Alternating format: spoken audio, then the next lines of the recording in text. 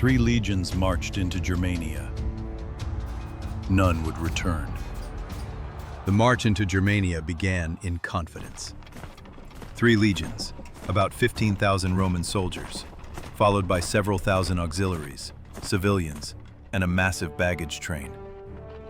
A moving city of men, animals, and wagons. To an empire used to open fields and orderly battles, there was little reason to fear the forests ahead. At their head rode Publius Quinctilius Varus.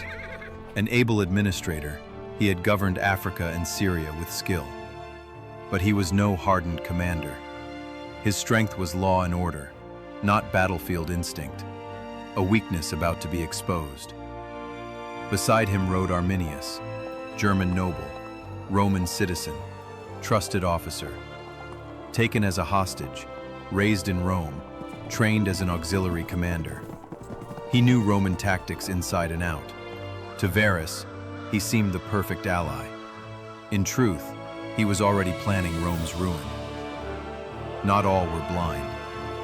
Segestes, another Cherusci leader and Arminius's own father-in-law, warned Varus, "Arrest him now." Varus dismissed it as family rivalry, but Segestes was right. The legions pressed on. Rain turned paths to mud, trees closed in, wagons stalled. Women and children slowed the march. The column stretched for miles. It could not see itself whole. Then Arminius asked for leave, claiming he would summon more allies. He left a handful of guides to direct the Romans deeper into the woods, and vanished to rally his hidden coalition.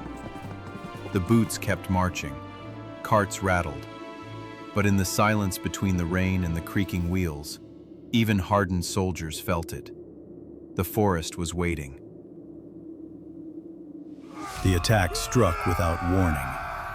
From ridges and thickets, German warriors burst to life, hurling spears, sling stones, and volleys of arrows into the column below. Trumpets blared, centurions shouted, but there was no space. Roman discipline thrived in open fields. Here, in mud and brambles, formation was impossible.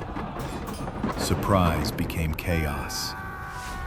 Through the storm, Varus ordered camps built at nightfall, rough palisades hacked from wet timber. But the rain never stopped. To move faster, wagons and wounded were abandoned, a trail of baggage and broken men left behind in the muck. Cavalry detachments sent ahead found only barricades and ambush. Every day the line grew thinner. By the 3rd day, cohesion was gone.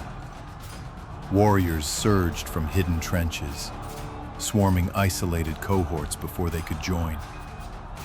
The forest magnified terror. Men fell unseen in hollows, trampled by their own retreat. Standards, the eagles of Rome, toppled one by one. At the rear, Varus tried to rally the remnants. But allies vanished, officers were cut down, command disintegrated. When resistance collapsed, he fell on his sword. Ancient sources say his head was carried as a trophy.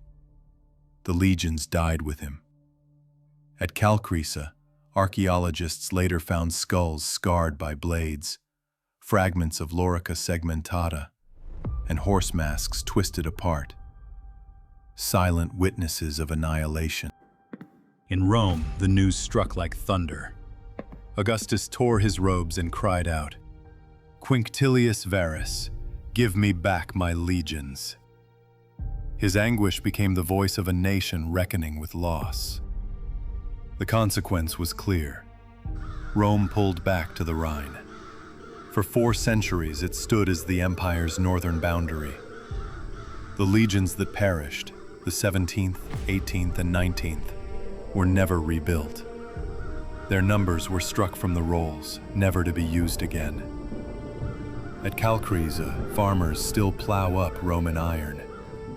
The forest has never given back its dead.